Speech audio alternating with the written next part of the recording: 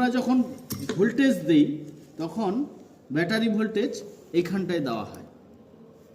দেওয়ার পরে এই যে ফিল্ড কয়েল চারটে রয়েছে, এই চারটে ফিল্ড কয়েলে ফিল্ড তৈরি হয়।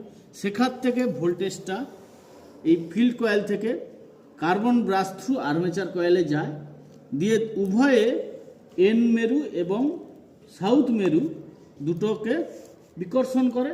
সেই হিসেবে এরা মোটরটা চলতে থাকে এবং সেই মোটরের সঙ্গে আমাদের এই বেন্ডিক্স ড্রাইভটাও ঘুরতে থাকে।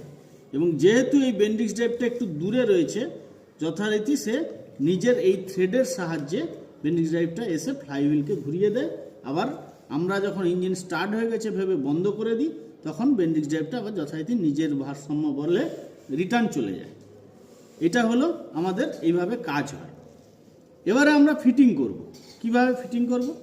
ফার্স্ট হচ্ছে আমরা এই আর্মেচারের যে কয়েলটা রয়েছে, আর্মেচার কার্বন ব্রাশের, সেটা আমরা লাগাবো। তারপরে আমরা আর্মেচার শ্যাফটটাকে সেট করব।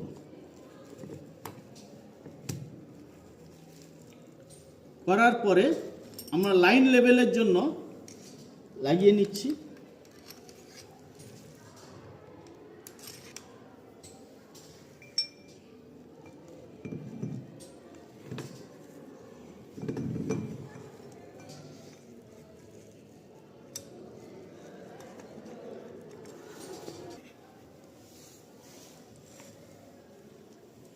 এবারে আমরা যেটা প্রথমে খুলেছিলাম সেইটা বেন্ডিক্স ড্রাইভের পোর্শনটা আমরা ফিটিং করলাম। তারপরে থ্রেডটা লাগালাম,